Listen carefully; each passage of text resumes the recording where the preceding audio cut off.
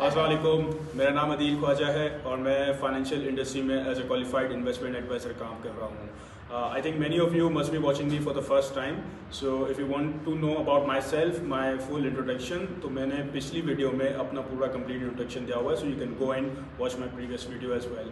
Actually पिछली video में मैंने कुछ बताया था एक स्ट्रेटजी के हवाले से कि जी म्यूचुअल फंड्स में आप स्टॉक्स में रह के 80-20 की स्ट्रेटजी के ऊपर कैसे काम कर सकते हैं।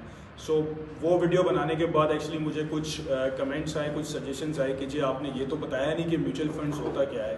सो आज की वीडियो में आई थॉट कि मैं थोड़ा सा एक बेसिक इंट्रोडक्शन दे दूं कि एक्चुअली म्यूचुअल फंड्स किस बला का नाम है, क्या चीज़ है और ये सबके लिए है अवेलेबल या नहीं अवेलेबल है।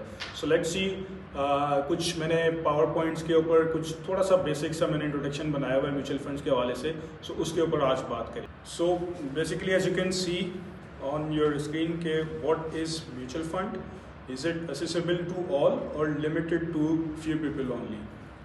तो देखते हैं आगे क्या नज़र आता है हमें। A simple and concise definition ये कहता है कि जी mutual fund is an investment vehicle that pools money from multiple investors to invest in a diversified portfolio of stocks, bonds and other assets managed by a professional fund manager। अब इस definition को समझने के लिए ना एक picture आप side में मेरे देख रहे होंगे अपने राइट हैंड साइड के ऊपर कि जी एक साहब खड़े हुए हैं एक पोर्ट के पास और कुछ 3 लोग आपको नज़र आ रहे होंगे। एक स्टूडेंट है इसमें, एक खातून है इसमें जो प्रोफेशनल विमेन है, दूसरा एक समझे कि काइंड ऑफ एग्जेक्टिव पर्सन कह लें इसको या एक रिटायर्ड पर्सन कह लें। सो ये तीनों का पैसा ये इस पोर्ट के अंदर है, ये पैसा उसमें सारा जमा हो रहा है और ये साहब जो हैं ये इस पोर्ट के मैनेजर हैं, यानी कि ये एक फ़ंड मैनेजर हैं जो आपके फ़ंड को मैनेज करता है।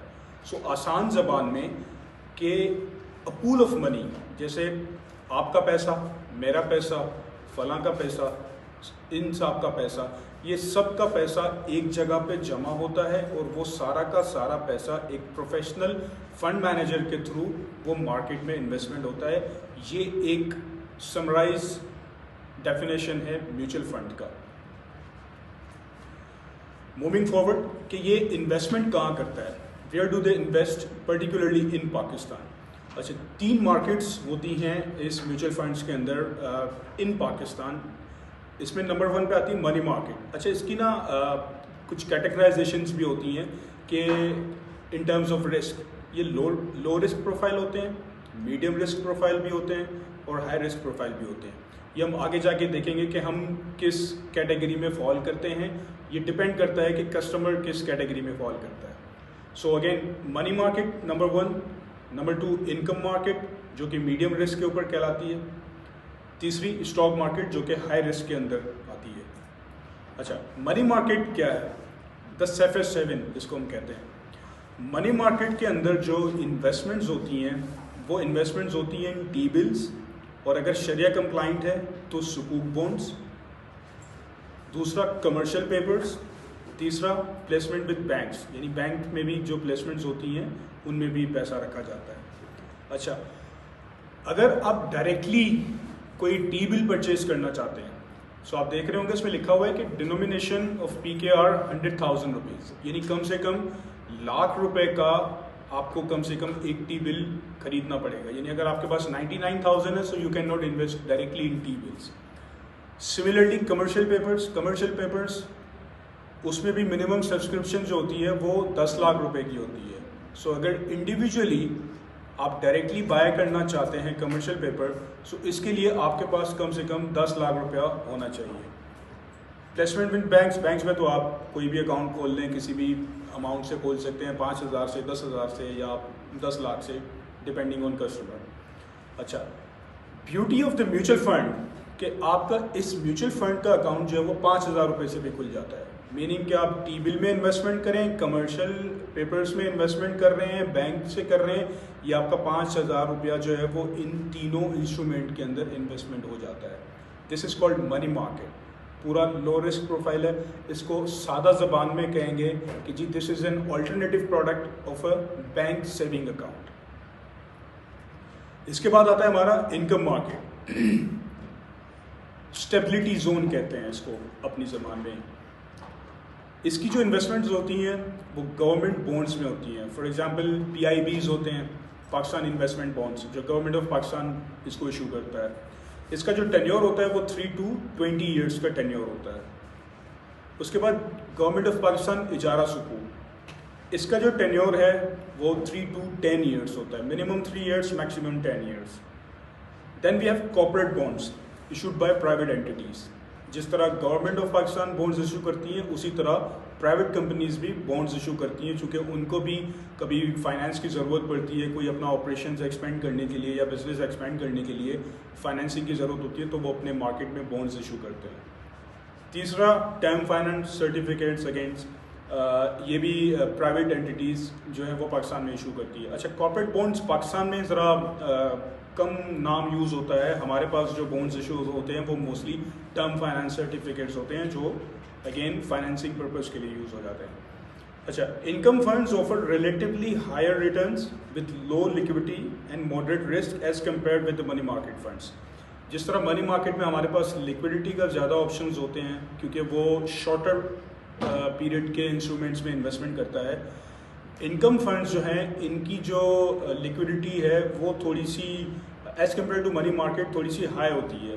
उसकी वजह यह है कि जैसे आप देख रहे होंगे इसमें कि हम बॉन्ड्स में इन्वेस्टमेंट्स करते हैं या सुकूक बॉन्ड्स में इन्वेस्टमेंट्स करते हैं जिनके टेन्योर्स थोड़े से ज़्यादा होते हैं।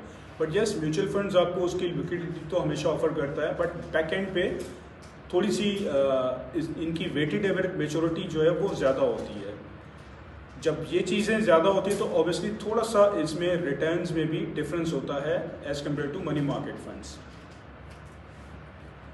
अच्छा, income funds however do carry some risk, इनमें थोड़ा सा रिस्क इन्वॉल्व होता है। दैट इज़ द रीज़न कि इनको मॉडरेट रिस्क प्रोफाइल के ऊपर कैटेगराइज किया गया है।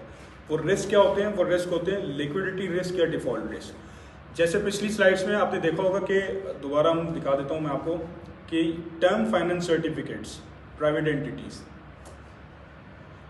ये चूंकि प्राइवेट एंटिटीज़ इनको ऑफर करता है तो कभी कभी ये भी होता है कि वो कंपनी या तो डिफ़ॉल्ट कर जाए। जब वो डिफ़ॉल्ट कर जाती है तो ऑब्वियसली आपका पैसा उसमें फंस जाता है। जब पैसा आपका फंस जाता है तो फिर आपको लिक्विडिटी के ऑप्शंस आते हैं। तो ये वेरी रेयर केसेस में सिनेरियोज होते हैं, but this is the possibility, this is the probability. जो 2008 के अंदर हमारे पास फाइनेंशियल क्राइसिस आए थे, उसमें हमने इसी तरह के इवेंट्स देखे थे जिसमें कंपनीज डिफ़ॉल्ट कर गई थी, बॉन्ड्स की प्राइसेस बिल्कुल नीचे आ गई थी, तो मार्केट में फिर उसका लिक्विडिटी रिस्क भी आता है कि लोगों को पैसे मिलना ही बंद हो गए थे। इनफैक्ट जो रिडेम्पशंस हैं वो जो 2-2 दिन में या एक दिन में रिडेम्पशंस होती थी, वो रिडेम्पशन चली गई 6 महीने से 1 साल तक। सो इनकम फंड्स में इस तरह के रिस्क भी इन्वॉल्व होते हैं। दूसरा जो रिस्क है इसमें इंटरेस्ट रेट रिस्क होता है। चूँकि इन्वेस्टमेंट अगेन बॉन्ड्स में है, so bonds are highly sensitive to the interest rate environment. क्योंकि होता ये है कि जब फॉर एग्जांपल आज 11% का इंटरेस्ट रेट है हमारे पास और हमने उसी रेट के आसपास अगर कोई बॉन्ड खरीदा है, 1 साल के बाद लेट से इंटरेस्ट रेट हमारा जो है वो ऊपर चला जाता है इन्फ्लेशन की वजह से या किसी भी वजह से 12% के ऊपर चला जाता है।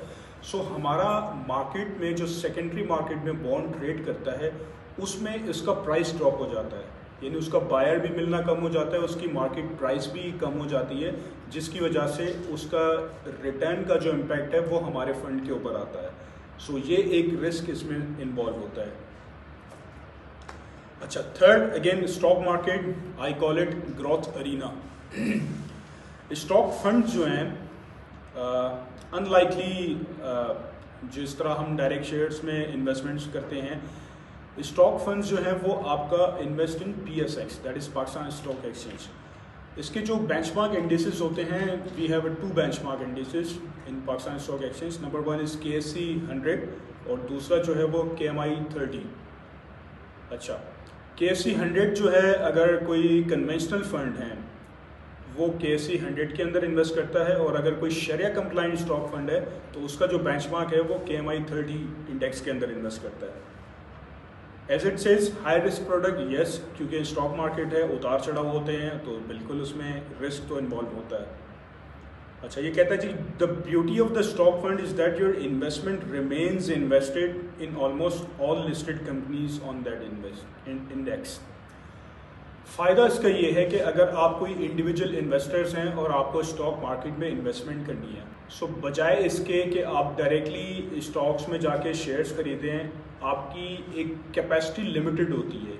इधर you go for let's say Meezan का आपने शेयर परचेज़ कर लिया, या साजगार का शेयर परचेज़ कर लिया, या हप्को का शेयर परचेज़ कर लिया। आप 3 करेंगे, 4 करेंगे, 5 करेंगे, 6 करेंगे।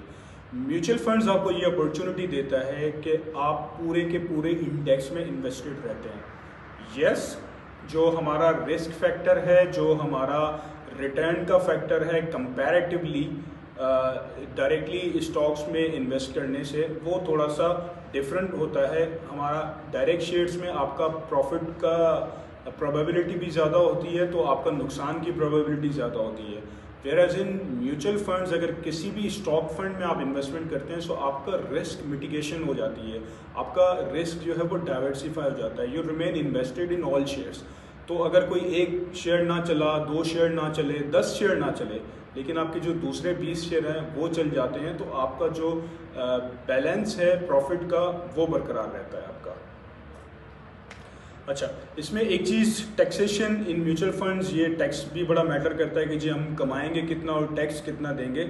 सो म्यूचुअल फंड्स के अंदर जो है वो 2 तरह के टैक्सेस एप्लीकेबल होते हैं।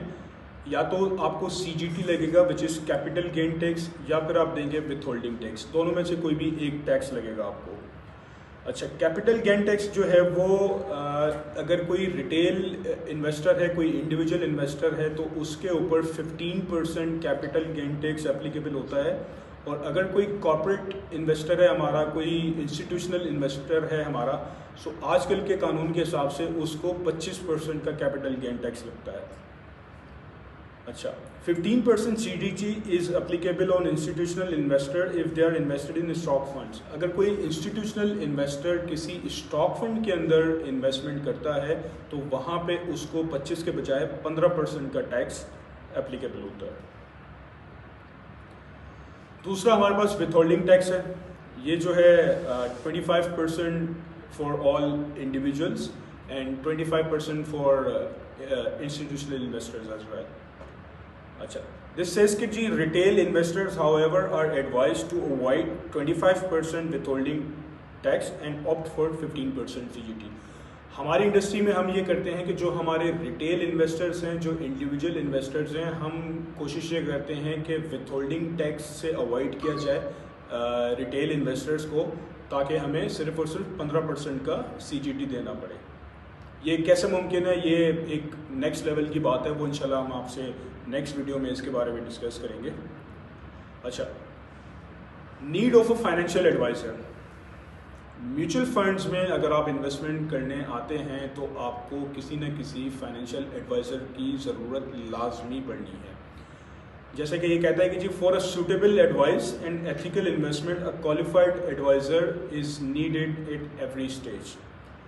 It is strongly recommended to consult with your advisor या manager directly before opening an account।